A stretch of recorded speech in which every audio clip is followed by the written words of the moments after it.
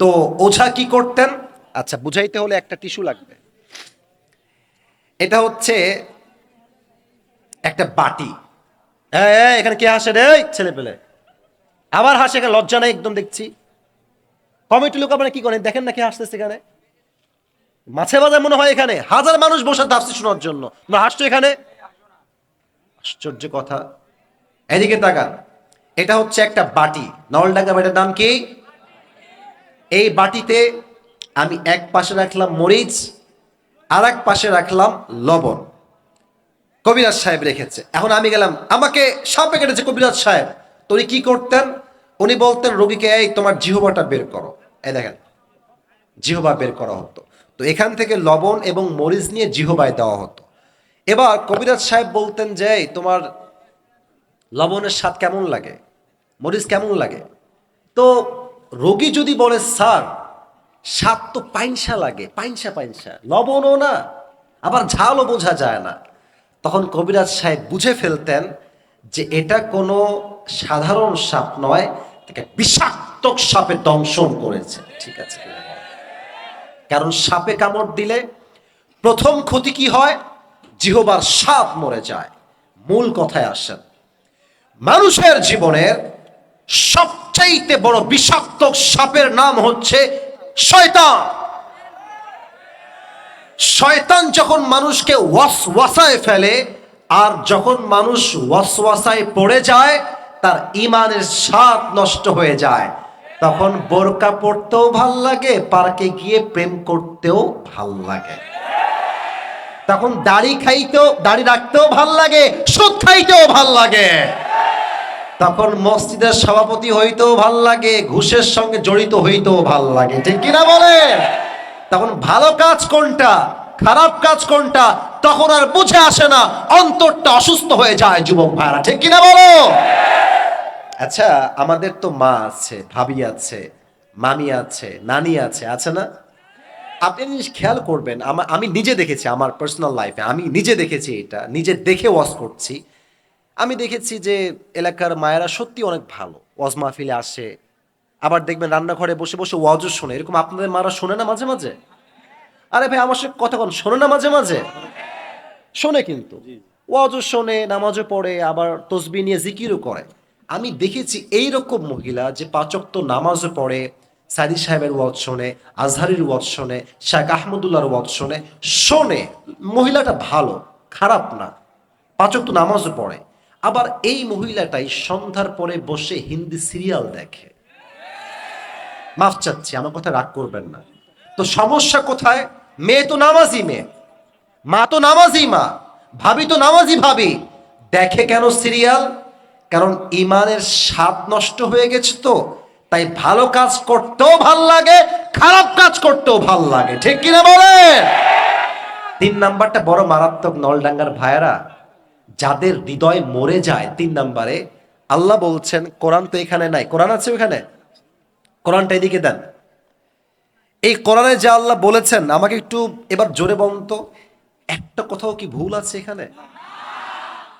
ইমানের কথা ভাই, কোন কথা কি কোরআনে একটা শব্দ ভুল আছে? একটা বাক্য ভুল আছে? একটা মেসেজ কোন ভুল আছে? আল্লাহ বলছেন যাদের আত্মা মরে গেছে, আল্লাহ বলছেন উলাইকা কাল আনআম বাল হুম আযাল। আল্লাহ বলছেন তারা কুত্তার চাইতে নিকৃষ্ট। আমার কথা নয়, কার কথা? আপনি আমার কথা নো বলবেন, বাট আল্লাহর কথাকে আপনি চাইলেও নো বলতে পারবেন নলডাঙ্গার ভাইয়েরা? এখন প্রশ্ন করি, উত্তর দেন তো নলডাঙ্গার ভাইয়েরা। এই পৃথিবীতে সৃষ্টির, আবারও বলছি, সৃষ্টির সেরা জীব এই পৃথিবীতে কারা? দিল থেকে কারা? আমিও সৃষ্টির সেরা, আপনিও সৃষ্টির সেরা। আমরা হলাম আশরাফুল মাখলুকাত।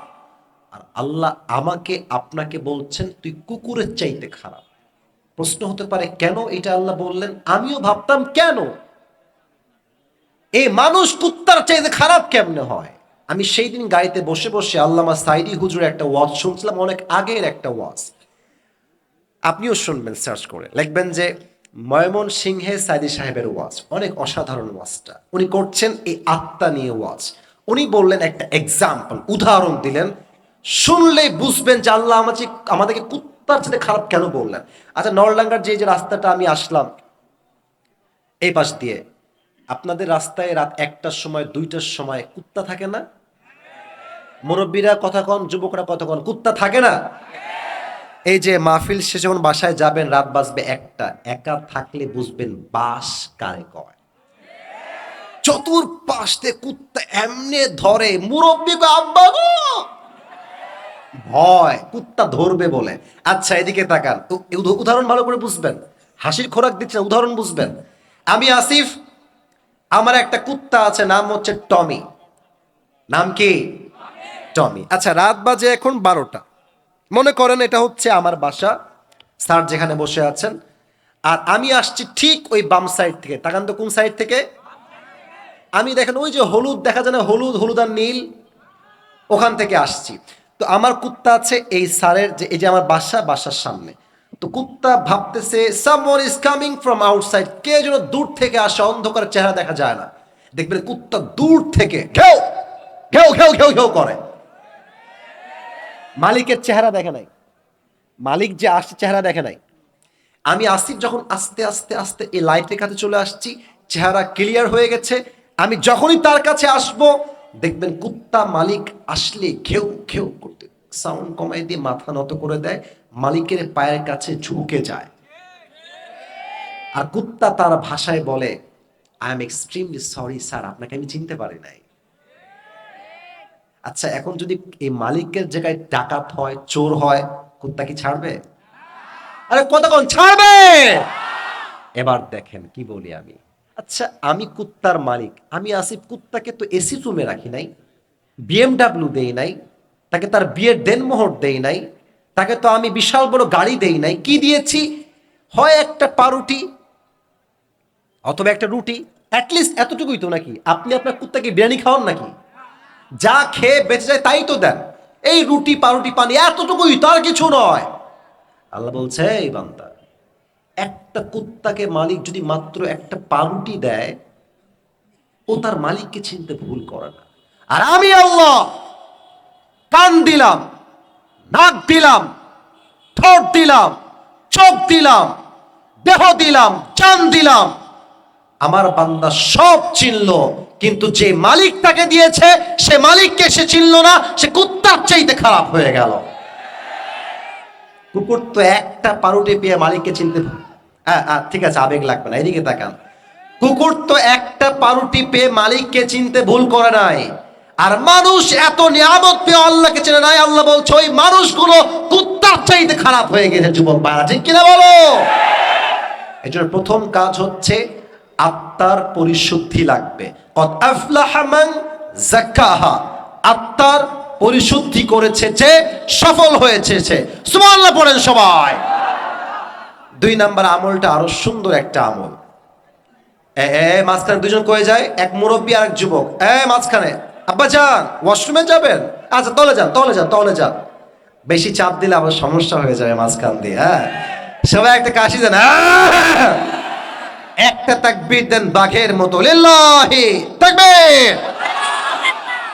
2 নাম্বার আমলের নাম হচ্ছে নামাজ। আচ্ছা, রাত বাজে 12টা, আমি উঠেছি 11টায়।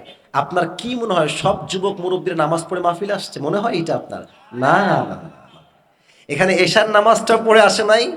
পায়ে হাত রেখে মাপ চাচ্ছি, রাগ করবেন না। আবার বাসায় গিয়ে ঘুমাবে, ফজরটাও পড়বে না। আচ্ছা আপনি কন, এই যে এতগুলো ক্যামেরা আমার সামনে, এই দেখেন এই কত ক্যামেরা, এত লাইট, এত সেটআপ, এত প্যান্ডেল, আপনি নামাজ না পড়লে এই ওয়াজ দিয়ে ঘোরানোর কি লাভ হবে? আপনি কন। আমাদের কাছে সিস্টেম কি জানেন? আরে বক্তা ইউটিউবে ভাইরাল রে, ফেসবুকে খুবই ভাইরাল রে, কিন্তু বক্তার যে ঈমান খারাপ, চরিত্র নষ্ট, আমরা কেউ দেখতে চাই না। যুবক ভাইরা ঠিক কিনা বলো? আমি আসিফের চেহারা দেখলে হবে না, আপনাকে আবার ঈমান চেক করতে হবে, চরিত্র চেক করতে হবে। যুবক ভাইরা ঠিক কিনা বলে? নামাজ। আচ্ছা, আপনারা একজন হুজুর আছেন আপনাদের উত্তরবঙ্গের, বজলুর রশিদ হুজুর। হ্যাঁ, গতবার আসছিল, আপনার চেনেন তো সবাই। হুজুর কিন্তু খুব মজার মানুষ গো। হুজুর যা কয় মুরব্বীরা খুব ভালো ভালো বোঝে, যুবক ভাইরা ঠিক আছে কিনা বলো। এই নামাজের কথা বলতে গিয়ে মনে পড়ে গেল, হুজুর এক জায়গায় ওয়াজ করতে গেছেন টাঙ্গাইলে। রাগটা করবেন না তো আপনারা কেউ আবার। আমি বোঝাচ্ছি নামাজটা মানুষের জন্য নয়, নামাজ পড়বেন এক সত্তার জন্য। তিনি কে? হুজুর গিয়ে ওয়াজ করছে, রাত বেজে গেছে 12টা, মাহফিল জমে ক্ষীর, মানুষজন খুব মজা নিয়ে ওয়াজ শুনছে, খুব মনোযোগ। হঠাৎ করে নেতা আসছে। আমরা দেখেছি আগের মাহফিলে 5 আগস্টের আগে মাহফিলের সভাপতি টাটকা সুদখোর, একটা কমিটিও জানে, কিন্তু নাম দিয়েছে কেন? ক্ষমতায় আছে। বুঝলে বুঝপাতা, না বুঝলে হ্যাঁ। তো হুজুর দেখছে যে হঠাৎ করেই ওয়াজ বন্ধ, নেতা সাহেবের আগমন, শুভেচ্ছার স্বাগতম। আমার নেতার চরিত্র ফুলের মতো পবিত্র, নামাজ পড়ে না এক ওয়াক্ত। নেতা সাহেব এসেছেন, এসে বলছে মাইকটা এখনই দেন, আমি অনেক ব্যস্ত, আমাকে মিটিংয়ে যেতে হবে, মাইক এখন লাগবে আমার, আমি এখন কথা বলে I will go back to home, বাসায় যাব। তো এই মাইকটা নিয়ে এরকম হাতে নিয়েছে, সালাম নাই কালাম নাই কিছু নাই, প্রথম কথা ভাইরা নামাজ নামাজ নামাজ নামাজ নামাজ নামাজ নামাজ, খালি নামাজ। তো হুজুর বলে ইয়ার ইয়ে কौन है, कहां से आया है? এত ভালো মানুষ, यार ये तो अभी के अभी जन्नत से कंफर्म दुनिया में भाग के आई है यार, ঠিক আছে কিনা বলো। কথার আগেও নামাজ, মাঝেও নামাজ, শেষেও নামাজ। তো বক্তব্য দিয়ে নেতা সাহেব নেমে গেছে ডান দিক দিয়ে গাড়ির দিকে। হুজুর বলছে চামচা একটা আছে নেতার আর কি, এদিকে। তোর নেতা তো খুব ভালো রে, নামাজ কালাম তো খুব ভালোই পড়ে, কমপক্ষে তো 70 রাকাত তাহাজ্জুদ পড়ে, তাই না রে?